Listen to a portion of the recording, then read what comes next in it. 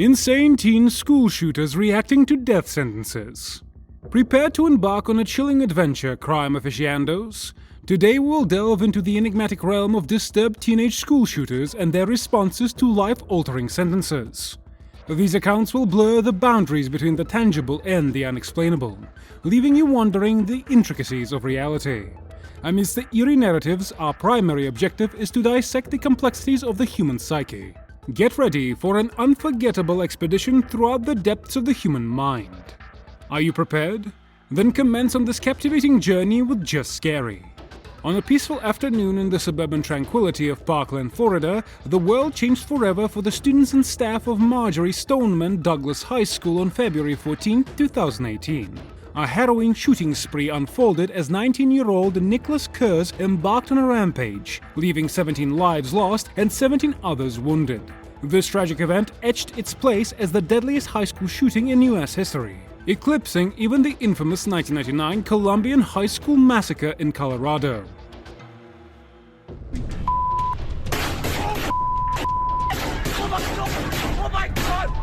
Nicholas Kurz, once a student at the very school he targeted, fled the scene amongst his fellow students.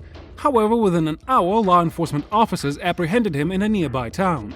Investigations later unveiled Kurz's unsettling history of disciplinary problems and troubling behavior, sparking heated debates about gun reform and regulations. The tireless advocacy of students led to changes as Florida Governor Rick Scott signed a bill in March 2018 imposing stricter gun control and permitting trained teachers to carry firearms on school grounds. Yet the Broward County Sheriff's Office faced scrutiny for its handling of the crisis. Accusations of disregarding warning signs and failing to swiftly intervene prompted the resignations of officers and the dismissal of Sheriff Scott Israel. The state established a panel to investigate the incident and propose enhanced security measures for schools statewide. Charged with 17 counts of premeditated first-degree murder and 17 counts of attempted first-degree murder, Kurz pleaded guilty in October 2021. The prosecution initially sought the death penalty, leading to a tumultuous 4-month trial starting in July 2022, marked by delays due to the COVID-19 pandemic. Following a jury's unanimous recommendation, Kurz received a life sentence without parole in November 2022, despite the earlier recommendation for the death penalty. He accepted his fate and offered apologies. I am very sorry for what I did, and I have to live with it every day. And that if I were to get a second chance, I will do everything in my power to try to help others. And I am doing this for you, and I do not care if you do not believe me. Acknowledging that his remorse couldn't undo the lives lost, the somber truth remains. His heartfelt apologies cannot resurrect those he took from the world. He expressed remorse for his actions, saying, "I am very sorry for what I did, and I have to live with it every day. And then if I were to get a second chance, I would do everything in my power to try to help others. And I am doing this for you. And I do not care if you do not believe me. And I love you. And I know you don't believe me, but I have to live with this every day. And it brings me nightmares. And I can't live with myself sometimes." On May 7, 2019, a Colorado high school plunged into tragedy as the 18-year-old Devin Erickson unleashed a harrowing shooting spree that claimed the life of Kendrick Castillo, a brave 18-year-old who tried to stop him and left 8 others injured. With a stark background on him, let's dive into the heart-wrenching tale. Devin Erickson, along with his 16-year-old accomplice, Alec McKinney, had meticulously planned their assault, targeting a classroom engulfed in darkness where students were engrossed in a movie. He was making me give him all this stuff, and then I was just supposed to watch it. Because it was a movie, he was going to let me live.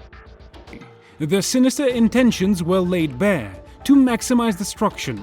The pair's chilling plot involved the possibility of McKinney's demise, either through suicide or at the hands of Erickson.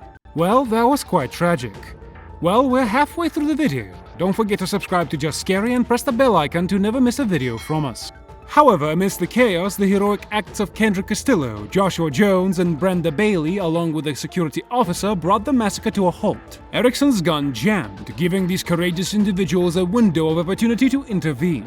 The trial brought forward emotional testimonies, not just from the victims' families, but also from Erickson's own father, Jim Erickson. He somberly read out the names of the victims: Albertoni, Stephen Bartoni, Jackson Gregory, Mitchell Krause, Joshua Jones, Gerardo Montoya Ojeda, Thomas Saya, and Alexander Watford. Those are people that will I don't know how they will ever forget what happened to them, and they'll have physical and emotional scars for the rest of their lives. And we're so sorry for that. Acknowledging the profound and lasting impact their actions had on the wounded survivors. Despite these heartfelt apologies, Erickson remained largely silent during the trial, refusing to offer explanations or justifications for his actions. Throughout the proceedings, the debate over responsibility persisted. Some felt that the blame should be shared between the shooters and the classmates who allegedly bullied them, casting a complex shadow over the tragedy. Erickson's fate was sealed when he was found guilty of first-degree murder and an array of additional charges tied to the attack. In contrast, McKinney, who was sentenced as a minor, might have a chance for parole in 20 years. However, Erickson's reaction to his sentencing was uncharacteristic of remorse.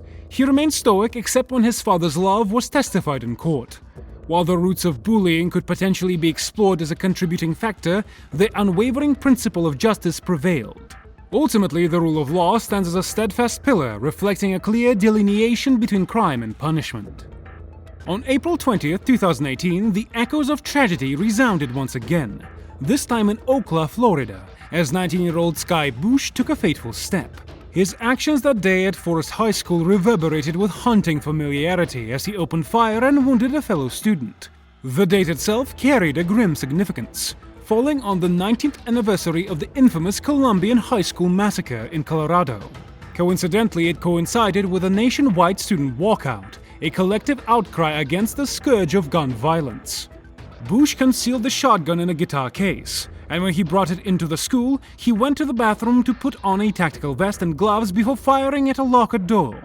In a favorable turn of events, just 3 minutes after the shots rang out, Bush found himself in custody, apprehended by a school resource officer. On the ground. X-ray 1 to where? 51 out 51. What the hell? Put your hands behind your back.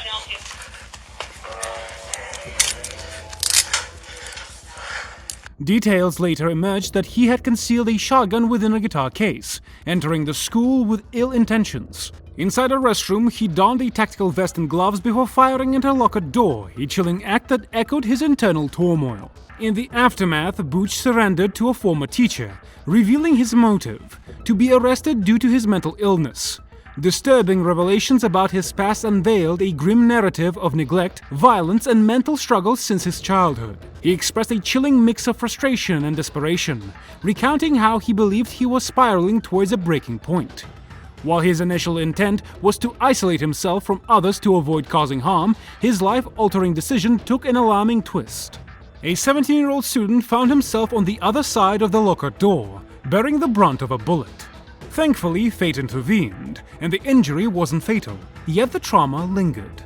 Charged with terrorism, aggravated assault with a firearm, carrying a concealed firearm, and armed trespass on a school property, Bush faced the weight of his actions. Sentenced to 30 years of imprisonment, he must serve 25 years before even having a chance at parole. Which one of these incidents did you find the most disturbing? Do tell us in the comment section down below. Subscribe to Just Scary and visit our channel for more informative and interesting content. We'll be back soon with another video. Till then, I bid you farewell.